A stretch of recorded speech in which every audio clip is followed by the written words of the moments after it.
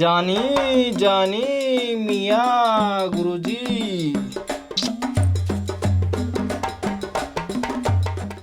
అమ్మా, అయ్యా ఈ గోళీలు మా గురువు గారు హిమాలయ పర్వతాలల్లో తయారు చేసిరు.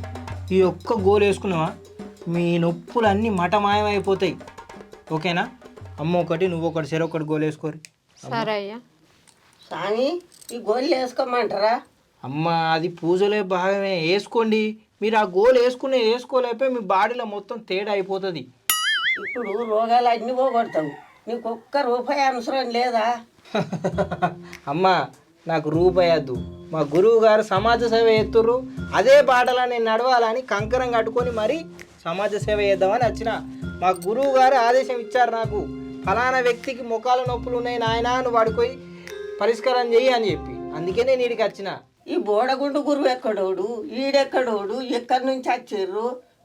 ఇంట్లో మత్తు మందు కలిపి వీళ్ళను అడ్డం పడగొట్టి ఈ బంగారం అంతా దోసుకొని పోతానని వచ్చిండా? ఈ ఊరెక్కడా, నీ పల్లె ఎక్కడా? ఈ గోలి పాడు కానీ గోలి వేసుకోకపోరియా? ఏం మాట్లాడుతుర్రు? మీరు ఏం చేస్తుర్రు? మీ రోగానికి నేను వచ్చినా మీరు తీసుకొచ్చినా నన్ను? గురువు గారి కోపం వచ్చింది.